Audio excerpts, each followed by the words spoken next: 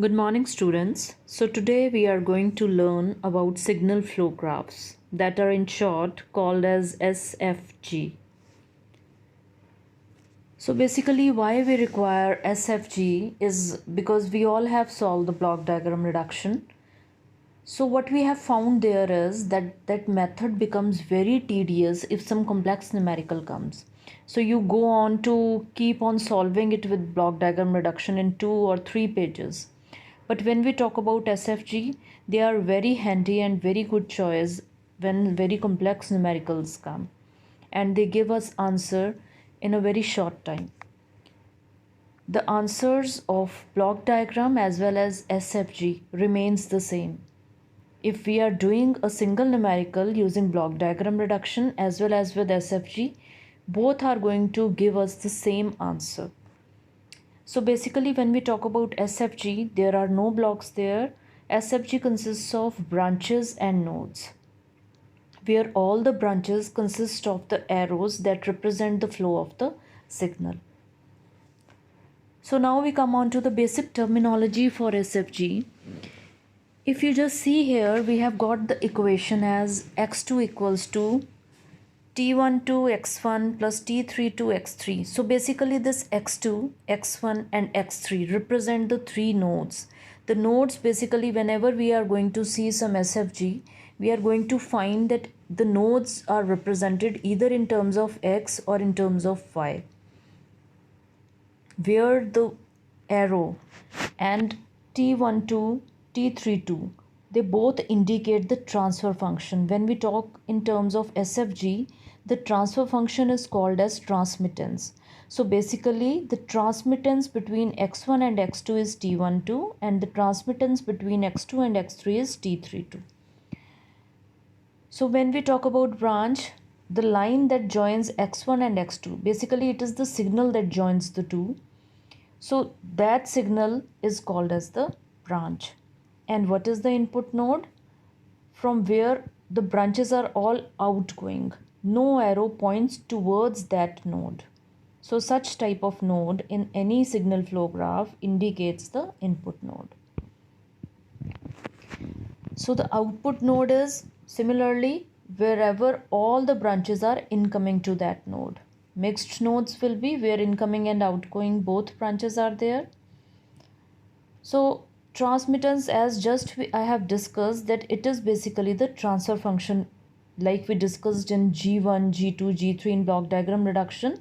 That was basically the Laplace of output to input. Same thing is here, but here it is called as the transmittance. So when we talk about path in SFG, there are two kinds of path. It can be a forward path or it can be a feedback path.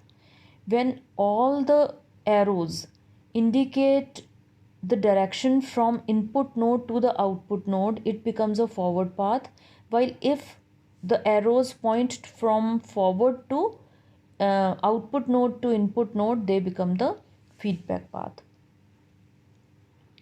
And when we multiply the transmittance of all the branches that come along that particular path, they become the forward path again, if we are talking about the forward path. So what is a loop? A loop is that path that starts from a single node and comes back to that node also. Means it starts and ends on the same node and it is a closed loop. So when there are no other branches and nodes that comes in between that path, it is called a self loop. Only single node is there, that is in the self loop. While when we talk about your simple loop, then there can be more number of nodes and more number of branches, as can be seen from this diagram, that we have got two loops here and there are two nodes x1 and x2 for loop 1 and two transmittances are there. Similarly for loop 2, there are two nodes x3 and x4 and two transmittances. And when we talk about loop gain, if we are going to multiply all the transmittance that come in this loop L1, then that will become the loop gain of L1. Similarly for L2. So if we are talking about loop gain of L1, then it will become T21 into T12, while for L2 it will become T34 into T43. And in slide number 4, if we just check out the loop transmittance loop gain, then it will become T34 into T43. This is for the loop gain of slide number 4 diagram. So what is the non-touching loops? If two loops are not touching each other, even a single node is not common in between them, they are called the non-touching loops. Like in this case, L1 and L2 both are non-touching, and if we are going to get the non-touching loop gains, then we are going to multiply L1 with L2. That means complete transmittance of loop gain of L1 and loop gain of L2 we are going to multiply as I have shown here. So it will be T21, T12, all are multiplied, T21 into T12 into T34 into T43. So now let's take an example of a complete signal flow graph and find out whatever we have studied till now, and try to sort out all these things from this signal flow graph. So firstly, input node, we can directly indicate that it is x1. Similarly, output node, we can see it is x4. Path, now there are 3 paths that we can see, but when we talk about a forward path, it is all the arrows should indicate in the forward path. Not a single arrow should point towards in the backward direction.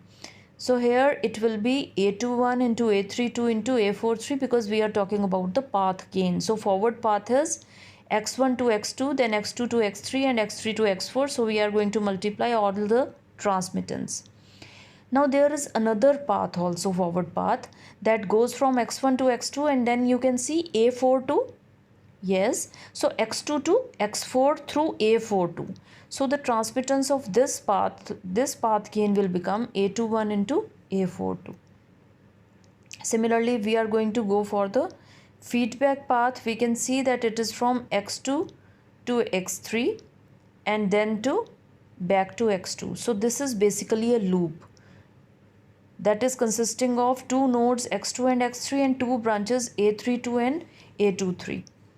And here is a self loop also. If you all can see, the self loop is A33 that I have discussed in the next slide. So then we come on to your path gain. So here the path gain of your first path will become A21 into A32 into A43.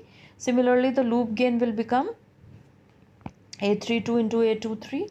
So here, because your two loops, self loop and A3 to A23 loop, they both are touching at node x3. So there is no non-touching loop. So construction of SFG from describing equations.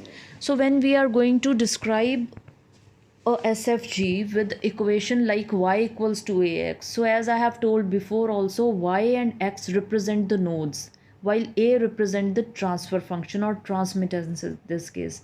And how it is represented, you can see in the figure, where x is the input one, whatever is there in the right side indicates that y is getting that signal from x. So x is sending a signal a towards y. So every variable in a signal flow graph is designed with nodes and branches, and all branches are unidirectional. Not a single branch will have 2 arrows. It will not be bidirectional. So now we are given a set of these equations, and now we are told to draw the signal flow graph from these equations. So now you can see that you have to first check out that what is the maximum number of nodes. So it is x4. We are going to start from x0 and we have to draw till x4. So we have marked all these nodes. Simply draw the dots on the single fresh paper, x0, x1, x2, x3 and x4. Now just check out what x1 is getting from other nodes. It is getting signal A from x0. Draw a line and mark a arrow and write A in above that arrow. Then B from x1. So that means it indicates a self loop, because x1 is sending a signal to itself, means it is a self loop. So B there. And the direction of B can be anything. It can be towards left or it can be towards right. Then it is getting a signal from x2. So that means that indicates a feedback path. Mind it, when a node like x1 or x0 is getting a signal from the higher number node, it always indicates a feedback path, and the arrow should always be in the backward direction. When we talk about your x2, now next equation, x2 equals to, similarly it is getting a signal D from x1 node and E from x3 node. Similarly for the other two equations. So here we have got the final signal flow graph. You can all see from the diagram. So this can come in your 1 mark question, that from the given equations draw it, or it can come in the 5 marks question that you are given with a complex signal flow graph in terms of equation. You have to first draw it and then find out the complete transfer function. So similarly there is the second example. Here you can see that again we have got 4 number of nodes starting from x1. So here you are seeing that x2 is getting the signal A12 from x1 and A32 from x3. So again A32 becomes the feedback path transmittance. Then A13 x3 is getting A13 x1 forward, A23 x2 again forward, and A33 x3 means self loop is there because x3 is feeding to itself. Similarly for the last equation, A24 x4 again means we are getting a self loop. So here a little mistake is there, I hope, because it should be A24 into x2. So here kindly correct it. It should be A24 into x2, and that means A24 is we are getting from x2 node, and then A34 x3. So A34 signal is coming from x3 node, so that is a forward path. So this is the complete signal flow graph. Now what is the comparison between block diagram and SFG? You all have solved the block diagram and we all have found that how tedious it is to solve if complex blocks are there, block diagrams are there. So it is a mere wastage of time and space. But while when we talk about signal flow graph, we only require a signal flow graph to be drawn either from describing equations or from a block diagram, and then we have to apply the Mason's gain formula that we are going to discuss shortly, and so it saves both time as well as space. In SFG, the SFG is only in terms of branches and nodes. No other thing is there in the SFG. Only branches and nodes we are going to find in SFG. So there are some rules for drawing the SFG. So this we all can discuss while we are drawing the SFG from a block diagram. All the words that I have mentioned in red are to be carefully noted, because there is only a signal when summing point is placed before a takeoff point or after a takeoff point, that all you should take care, because when the summing point is placed before a takeoff point, you have to represent both of them with a single node. That means for that summing point as well as takeoff point, a single node should be represented. But while a summing point is placed after a takeoff point in the direction of signal flow, then they both should be represented with two separate nodes and having transmittance of unity between them. While all summing points and takeoff points all will be represented with the nodes. So here we can see that G4, G1, G2, G3 all represent the transfer function in block diagram and transmittance in your signal flow graph, right? So all the summing points and takeoff points, they are replaced with the nodes, and the branches indicate the transmittance between them. So this is how we draw a signal flow graph from a block diagram. There is another example also. So here we can see that similarly all the block transfer functions are replaced with the transmittance just above the arrow, and all the summing points and all the takeoff points are replaced with the nodes. So now we come on to the very important Mason's gain formula. This also sometimes come for 1 marks in your exams.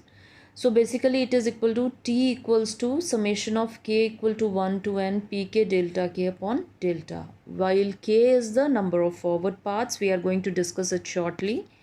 then pk indicates the kth forward path.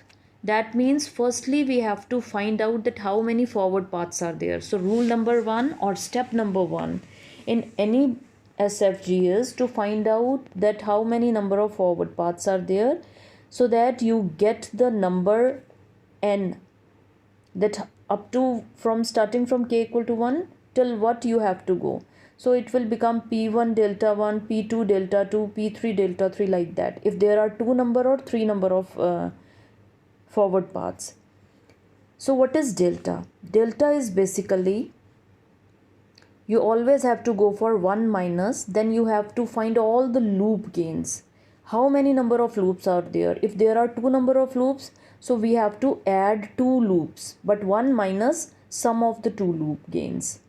So then plus, the minus and plus sign will keep on toggling. Like once it will be minus, then plus, minus, plus, and so on, right?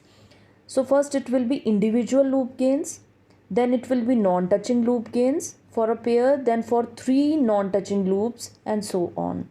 So basically in most of the cases we come to only 2 or 3 non-touching loops, not more than that.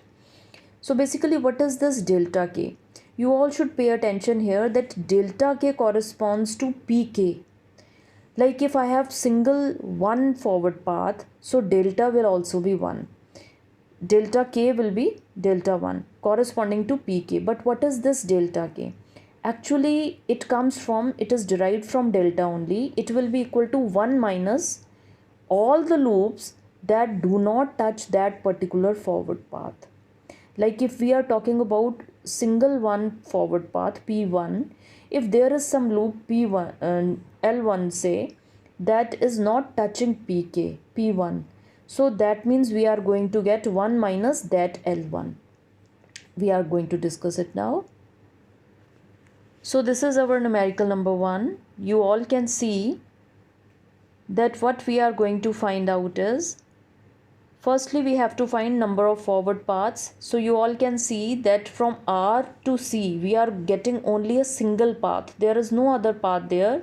So number of paths are 1. So the forward path gain will be G1 multiplied by G2 multiplied by G3.